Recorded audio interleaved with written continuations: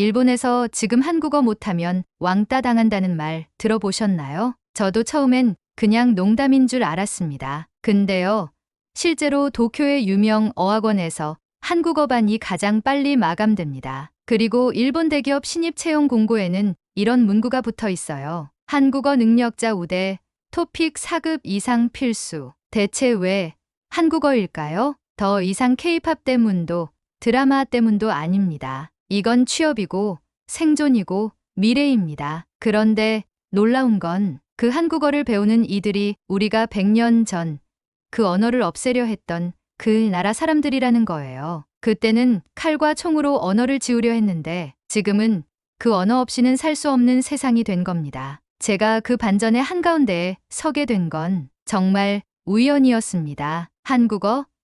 나랑은 상관없다고 생각했던 평범한 청년이었어요. 하지만 어느 순간 저는 매일 그 말을 배우는 수십 명의 일본 청년들과 함께 앉아 있었습니다. 그리고 그곳에서 저는 충격적인 광경들을 목격하게 됩니다. 왜 한국어가 일본의 교실을 점령했는지, 왜 일본 청년들이 한국으로 떠나려 하는지, 그리고 왜 이 변화가 단순한 유행이 아니라 역사의 복수처럼 느껴지는지 지금부터 그 이야기를 들려드리겠습니다. 아마 영상을 다 보시고 나면 여러분도 지금 한국어가 만들어내고 있는 믿을 수 없는 반전을 느끼시게 될 겁니다. 구독과 좋아요, 공유와 알림 설정하시고 시작하겠습니다.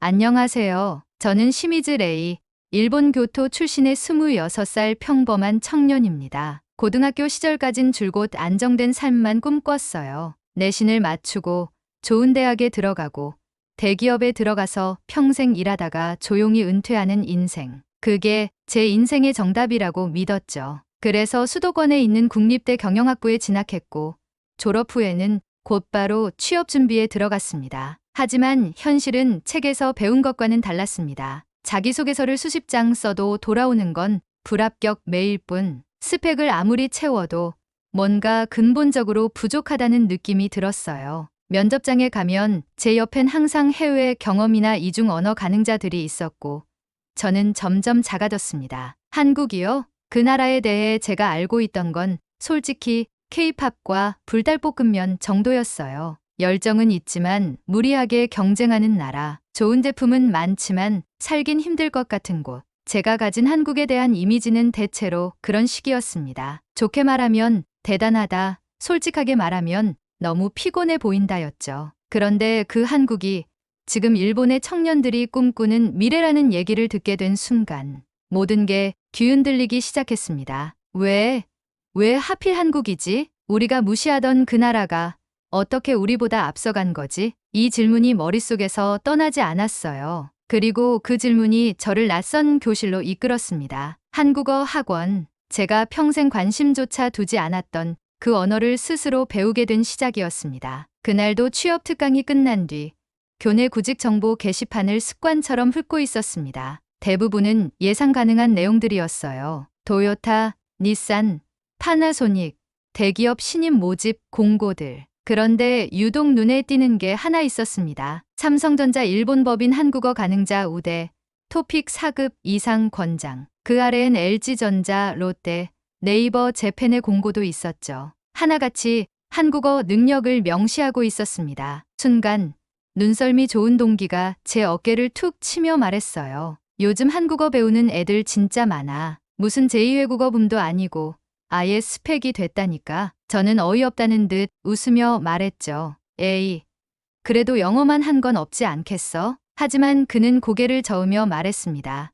아냐, 영어는 이제 기본이야. 근데 한국어는 있으면 무기야. 특히 요즘처럼 한국 기업이 잘 나갈 땐 더더욱. 그날 집에 돌아오자마자 인터넷을 뒤졌습니다. 일본 기업 채용 한국어 우대, 한국어 학원 일본 인기, 토픽 시험 응시자 급증. 정말이었습니다. 실제로 도쿄에서 한국어 강의 수요가 급증하면서 어학원들이 주말반, 새벽반까지 편성하고 있다는 기사도 있었어요. 머릿속이 복잡해졌습니다. 도대체 무슨 일이 벌어지고 있는 거지? 왜 한국어가 이렇게까지 중요해졌지? 그 순간 몇 년 전 한국은 치열하고 피곤한 나라라며 무심하게 넘겼던 제 선입견이 슬며시 흔들리기 시작했습니다. 그리고 저는 그 해답을 직접 확인하고 싶어졌습니다. 한국어를 배워보자고 마음먹은 건 바로 그날 밤이었습니다. 토요일 오후 비가 조용히 내리는 날이었습니다. 우산을 들고 도쿄 시내 중심가에 있는 한 어학원을 찾았습니다.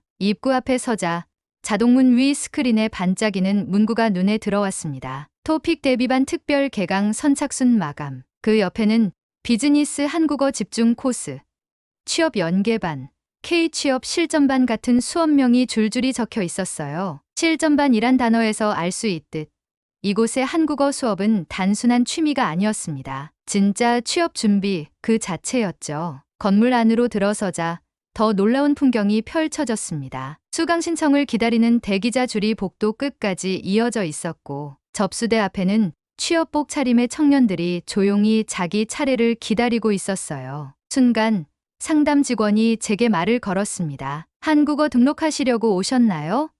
지금은 자리가 거의 없어요. 특히 토픽 준비반은 다음 달까지 대기가 꽉 찼고 기업 면접 준비반은 대기자만 60명 정도 됩니다. 이 정도라고? 저도 모르게 중얼거렸습니다. 직원은 고개를 끄덕이며 말했습니다. 지금 도쿄뿐만 아니라 오사카, 나고야, 삿포로까지 한국어 학원 붐이에요. 그냥 유행이 아니라 진짜 실용 언어가 된 거죠. 특히 한국 기업이나 한국과 협업하는 일본 대기업에 입사하려는 사람들 사이에서요. 옆에서 서류를 작성하던 한 여성이 조용히 말했습니다. 저 이번에 도요타 본사 면접 봐요. 인사팀에서 한국어 능력 있으면 가산점 준다고 하더라고요. 그 말을 들은 순간 저는 직감했습니다. 이건 단순한 한류 열풍이 아니야. 이건 구조가 바뀌고 있다는 신호다. 그날 저는 한국어 입문반에 등록했습니다. 도대체 한국이 뭐길래 이 모든 걸 가능하게 만든 거지? 처음 듣는 한국어 수업은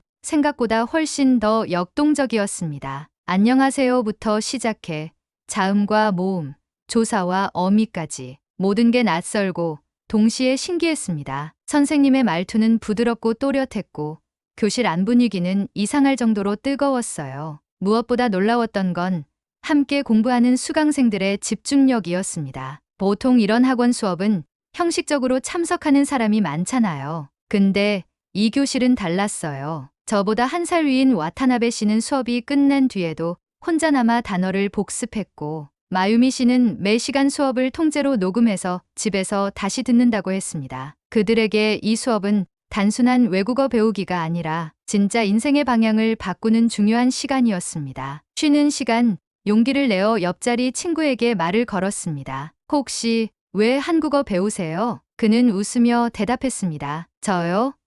히타치 무역부서 지원하려고요. 그런데 요즘엔 영어보다 한국어 가능자를 더 선호하더라고요. 진짜요? 네. 무역량이 늘어나서 그렇대요. 한국하고 계약하려면 매일 전화, 회의 전부 한국어니까요. 그리고 실제 채용 과정에서 토픽 4급 이상 있으면 가산점 줘요. 다른 학생들도 비슷했습니다. 네이버 재팬에 들어가려면 한국어가 필수래요. 롯데는 본사가 한국이라 회의할 때 통역 없대요. 카카오, 배달의 민족 같은 한국 스타트업들이 일본 진출을 시작해서 통번역 인력이 엄청 부족하대요. 그들의 말을 들으면서 문득 전혀 다른 차원의 자각이 밀려왔습니다. 이건 그냥 언어가 아니야. 지금 한국어는 생존을 위한 기술이야. 100년 전에는 칼을 들고 한국어를 지우려 했던 우리가 지금은 그 말을 못하면 살아남기 힘든 세상이 된 겁니다. 교실 창밖을 바라보며 저는 조용히 중얼거렸습니다. 한국 대체 어떤 나라인 거야? 어떻게 여기까지 온 거지? 그 순간 그 나라가 정말 궁금해지기 시작했습니다. 그날 수업의 주제는 기업 문화 비교였습니다. 조별 발표 형식으로 진행됐고 저희 조는 한국 기업에 대해 조사하는 역할이었어요. 솔직히 처음엔 기대도 없었죠. 한국 기업은 성과 중심이고 경쟁이 치열하다는 말만 들었거든요. 야근 많고 스트레스 심한 나라 아니었나? 저는 그렇게 생각하고 있었습니다. 하지만 발표 준비를 하면서 점점 놀라기 시작했습니다. 삼성, 네이버, 카카오, LG, 이들 기업의 내부 영상, 복지 제도, 직원 인터뷰를 자료로 모으면서 지금까지 제가 알고 있던 한국은 완전히 다른 나라였습니다. 조 발표가 시작됐습니다. 한국 기업의 복지 제도와 근무 환경에 대해 발표하겠습니다. 발표 영상에는 이런 장면들이 나왔습니다. 넓은 사내 식당에서 무료로 식사를 하는 직원들, 카페와 헬스장, 심지어 병원까지 갖춘 회사 내부 시설, 회의실도 개방형이고 직원들이 노트북을 들고 자유롭게 이동하며 일하는 모습이 담겨 있었어요. 그 다음은 카카오와 네이버 내부 모습이었습니다. 수면실, 명상 공간, 게임존, 유연 출퇴근제, 재택근무 옵션, 심지어 오후 4시 반에 정시에 퇴근하는 직원의 모습도 나왔습니다. 뒤에서 한 수강생이 중얼거렸어요. 우린 칼퇴근하면 상사 눈치 보이는데. 마지막 슬라이드는 일본과 한국의 근무 환경 비교였습니다. 평균 근무 시간, 연봉 상승률, 직원 만족도. 모든 항목에서 한국이 앞서 있었어요. 그 순간 교실 안은 조용해졌습니다. 모두가 충격에 빠진 얼굴이었어요. 질의응답 시간. 한 수강생이 손을 들고 물었습니다. 진짜로 한국은 정시에 퇴근해도 되나요? 눈치 안 보나요? 저희 조원이 대답했습니다. 실제 사례들을 보면 불필요한 야근은 오히려 비효율로 간주된다고 해요. 성과 중심이라서 근무 시간보다 결과를 더 중요하게 본대요. 그 말에 누군가가 작게 말했어요. 그럼 거기가 더 합리적인 거잖아. 그 순간 제 머릿속도 얼어붙었습니다. 분명 우리가 앞서 있다고 생각했던 일본인데 왜 한국이 더 앞서 있는 것처럼 느껴지는 걸까? 교실 뒤편 창문 너머로 도쿄의 회색 빌딩들이 보였습니다. 익숙한 도시 풍경이 그날만큼은 이상하게 낯설게 느껴졌습니다. 일요일 오후 교토에 있는 부모님 집에 잠시 들른 날이었습니다. 어릴 적 책들을 정리하다가 우연히 서재 구석에서 오래된 단행본 하나를 발견했습니다. 사진으로 보는 식민지, 조선, 고등학생 때 역사 수행평가로 쓰려고 빌려둔 책이었는데 반납하지 못한 채 시간이 지나버린 것이었죠. 먼지 낀 책을 펼치자 오래된 흑백 사진 한 장이 눈에 들어왔습니다. 조선의 어린아이들이 교실에 앉아 줄지어 책을 읽고 있었는데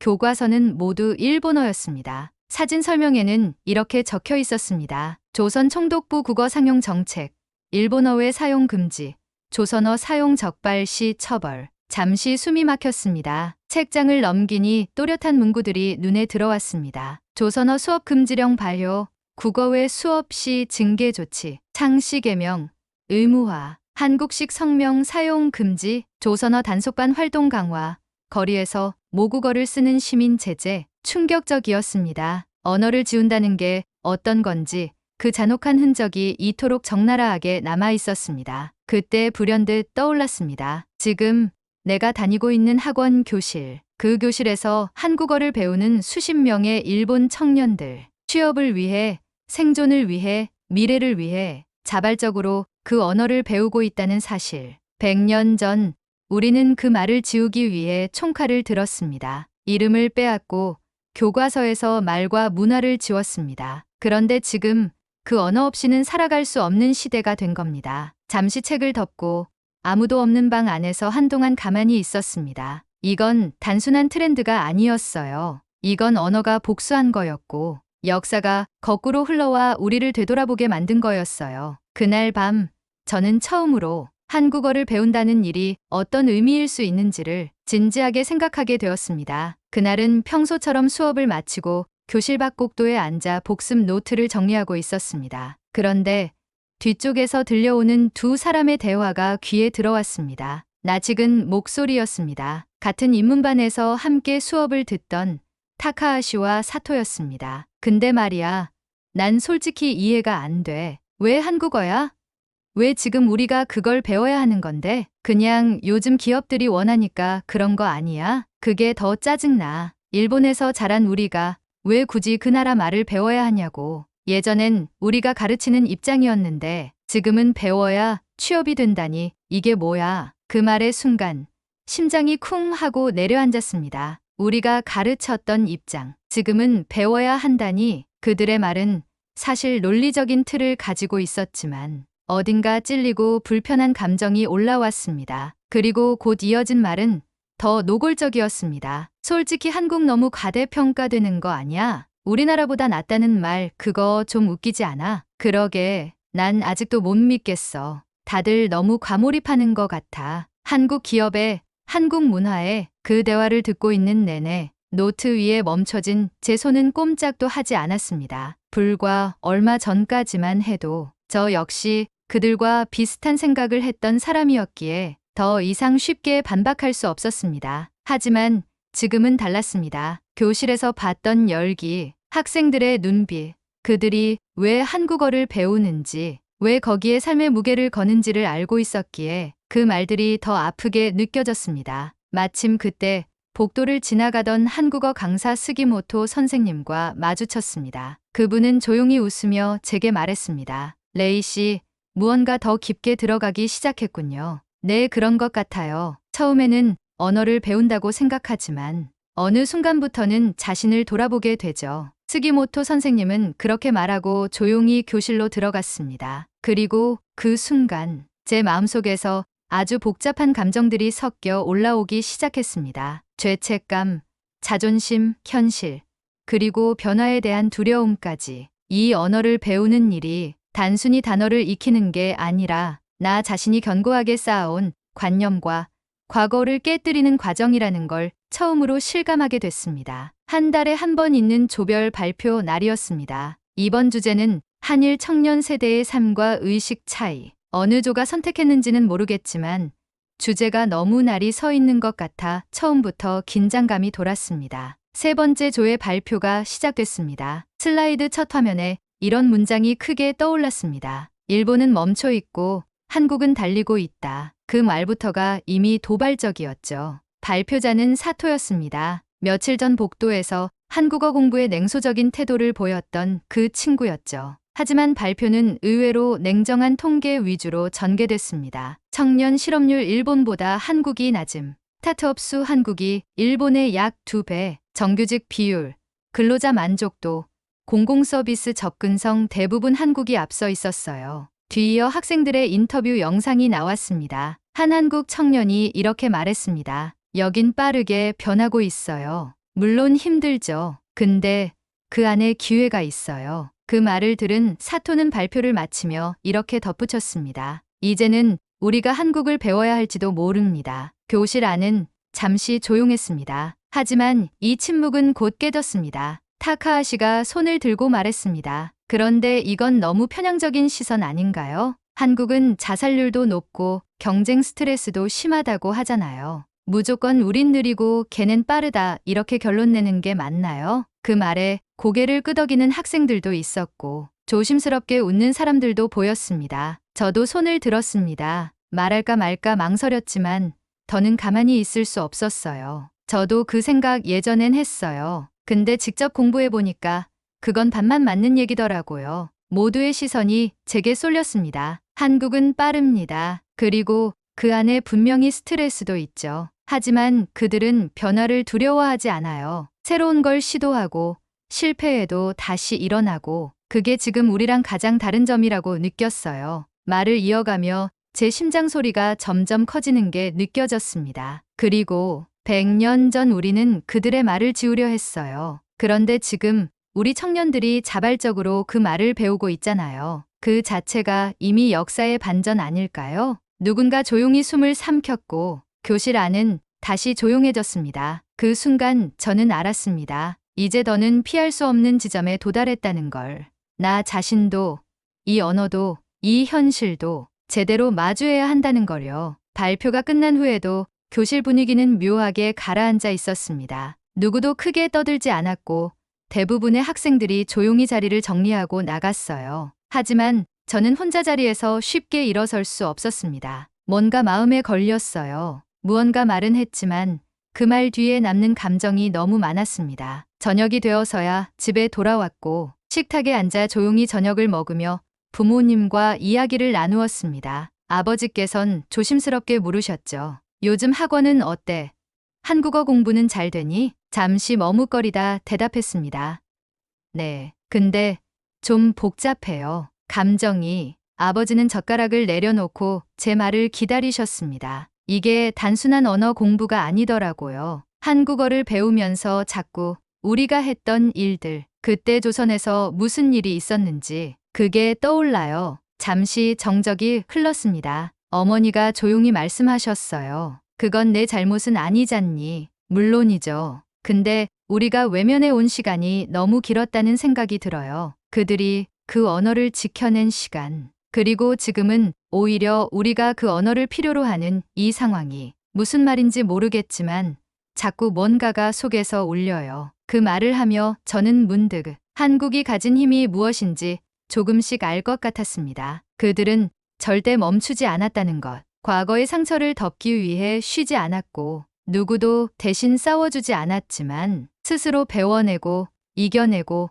만들어 왔다는 것. 한국이 가진 진짜 힘은 화려한 건물도 빠른 인터넷도 유명한 스타도 아니었습니다. 무너져도 다시 일어나는 끈기, 버림받아도 스스로 길을 만드는 끈질김, 그리고 그것을 자랑스럽게 말할 수 있게 만든 말, 바로 한국어. 그때 저는 처음으로 이 언어가 단지 소통의 수단이 아니라 그들 스스로를 증명해낸 상징이자 자존심이라는 걸 깨달았습니다. 그걸 이제서야 배우려는 우리가 어쩌면 가장 먼저 배워야 할 건 문법이나 어휘가 아니라 그 말 안에 담긴 정신인지도 모릅니다. 그날 밤 저는 한국어 교재의 첫 페이지를 다시 펼쳤습니다. 안녕하세요. 이 짧은 인사 속에 담긴 무게가 이렇게 무거울 줄은 그전까진 미처 몰랐습니다. 다음 날 아침 출근길의 전철안은 여느 때처럼 붐볐습니다. 하지만 제 마음은 전혀 다르더군요. 어제까지는 그저 이 언어를 배워야 하니까 배우는 사람이었다면 이젠 이 언어를 꼭 알고 싶어졌기 때문에 배우는 사람이 된 기분이었습니다. 정류장을 지나쳐 갈수록 머릿속은 점점 선명해졌습니다. 나는 이제 더 이상 스펙을 위해서만 한국어를 공부하고 싶지 않았어요. 그게 전부였다면 벌써 포기했을지도 모릅니다. 하지만 이 언어는 그 이상의 무엇이었습니다. 학원에 도착하자 1층 로비에 새로운 공지 포스터가 붙어 있었습니다. 토픽 특별반 고급 집중 과정 모집. 그 밑에는 이렇게 적혀 있었죠. 삼성전자, 카카오, 현대자동차 등 주요 기업 면접 대비. 잠시 멈춰 서서 포스터를 한참 바라보다가 저는 문득 고개를 끄덕였습니다. 이제 여기에 도전해봐야겠다. 그날 수업이 끝난 뒤 스기모토 선생님께 찾아가 조용히 말했습니다. 선생님, 저 고급반으로 옮기고 싶습니다. 선생님은 잠시 놀란 표정이었지만 곧 미소를 지으며 물으셨습니다. 왜요? 힘든 과정이에요. 저 취업을 위해서가 아니에요. 그냥 더 알고 싶어서요. 한국어뿐만 아니라 그 안에 담긴 정신이요. 그 말이 제 입에서 자연스럽게 흘러나온 순간 제가 진짜로 바뀌고 있다는 걸 실감했습니다. 며칠 뒤 첫 고급반 수업 날, 다른 수강생들보다 한참 늦게 이 레벨에 도달한 저는 많이 긴장하고 있었습니다. 그런데 수업이 시작되자 선생님이 칠판에 이렇게 적으셨습니다. 언어는 문화이고 문화는 힘이다. 그 말을 보는 순간 심장이 쿵 하고 울렸습니다. 이제야 그 문장의 의미를 조금은 알 것 같았습니다. 언어는 단지 말이 아니었습니다. 그 언어를 쓰는 사람들이 살아온 시간, 지켜온 가치, 감내한 고통, 그리고 이겨낸 방식이 고스란히 그 말 안에 담겨 있는 것이었죠. 그리고 한국어는 그 모든 것을 이겨내고 이제는 앞으로 나아가는 도구가 되어 다시 우리 앞에 나타난 언어였습니다. 저는 그날부터 하루도 빠짐없이 공부를 시작했습니다. 단지 시험을 위한 공부가 아니라 한 시대의 흐름에 나를 걸어보는 공부였습니다. 이 여정이 단지 언어 학습이 아니라 저라는 한 사람의 삶의 궤도를 서서히 바꾸고 있다는 걸 깨닫게 된 건 그때부터였던 것 같습니다. 가을이 깊어지던 어느 날 학원 로비에서 뜻밖의 광경을 마주쳤습니다. 전자 게시판 화면에 번쩍이며 이렇게 적혀 있었습니다. 제1취업어학원 외국어 수강생 취업 진출 통계 분기별. 크로를 내리던 수치들 가운데 눈을 의심케 하는 숫자가 있었습니다. 한국어 수강생 취업 연계율 88%, 영어 수강생 취업 연계율 55%. 그럴 리가. 저도 모르게 입에서 말이 새어나왔습니다. 불과 몇 년 전만 해도 영어는 기본, 한국어는 취미였던 세상이었는데 지금은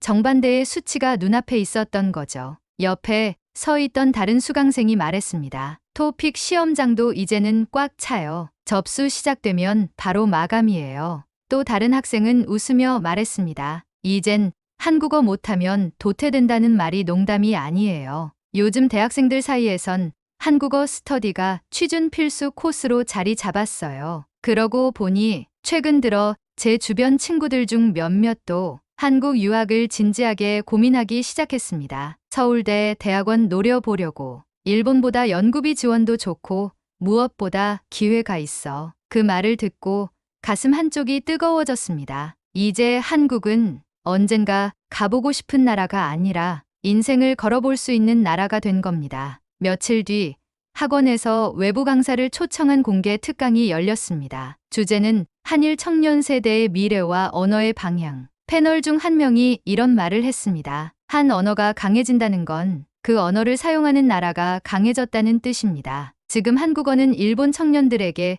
살아남기 위한 언어가 아니라 앞서가기 위한 언어로 자리 잡고 있습니다. 순간 강의실 안에 있던 수십 명의 학생들이 고개를 끄덕였습니다. 저도 그 중 하나였습니다. 한국어는 이제 과거의 상처로부터 되살아난 언어가 아니라 미래를 열기 위한 열쇠가 되어 있었습니다. 그리고 저는 확신하게 됐습니다. 이건 단순한 언어가 아니다. 이건 역사를 뛰어넘은 생존이고 문화가 이뤄낸 조용한 혁명이다. 그날 집으로 돌아오는 길. 전철 안에서 다시 교재를 꺼내 그날 배운 문장을 조용히 따라 읽었습니다. 저는 한국어를 배우고 있습니다. 저는 새로운 미래를 준비하고 있습니다. 그리고 창밖으로 흘러가는 도쿄의 불빛을 바라보며 이제는 정말 내가 어디로 가야 하는지 그 방향이 뚜렷해졌다는 걸 느꼈습니다. 돌아보면 처음 한국어를 배우겠다고 결심했을 때만 해도 제겐 그저 하나의 도구였습니다. 좋은 기업에 들어가기 위한 한 줄짜리 스펙, 토픽 4급이라는 숫자, 그리고 조건. 하지만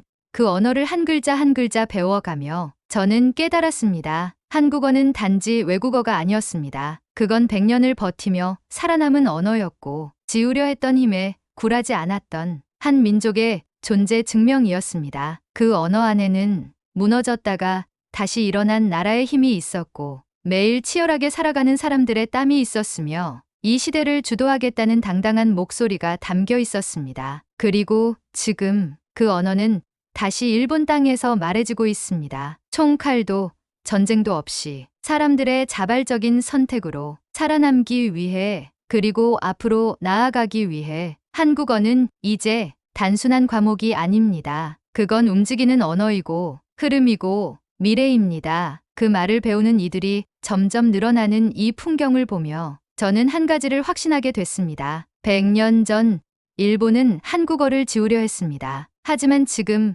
그 말을 배우는 우리는 오히려 그 언어 안에서 미래를 배우고 있습니다. 만약 누군가 제게 왜 한국어를 배우세요? 라고 묻는다면 저는 이렇게 대답할 겁니다. 이건 단순한 외국어가 아니에요. 이건 시대를 이끄는 언어예요. 사람들은 보통 강한 자가 이긴다고 말하지만 100년을 돌아보면 알 수 있습니다. 끝까지 지켜낸 자가 결국 세상을 바꿉니다. 한국어는 그런 언어입니다. 누군가 지우려 했고 금지했으며 침묵시키려 했지만 결국 살아남았고 이제는 세상을 움직이고 있습니다. 일본 청년들이 지금 그 언어를 배우기 위해 교실에 앉아 있습니다. 그들은 단지 단어와 문법을 배우는 게 아닙니다. 그들은 과거를 뛰어넘고 현실을 통과하고 미래를 준비하는 힘을 배우고 있는 겁니다. 그리고 저 역시 그 힘의 일부가 되고 싶었습니다. 아마 영상의 처음 여러분은 궁금하셨을 겁니다. 왜 지금 일본에서 한국어가 이렇게 뜨거운가? 이제는 아시겠죠. 그건 단순한 유행도 일시적인 한류 열풍도 아닙니다. 그건 조용한 혁명입니다. 문화가 이긴 시대의 언어이고 기억을 지켜낸 자의 승리입니다. 지금 한국어는 일본의 교실을 바꾸고 청년들의 인생을 바꾸고 그리고 세상의 흐름을 바꾸고 있습니다. 오늘의 사연은 여기까지입니다. 여러분은 어떤 생각이 드셨나요?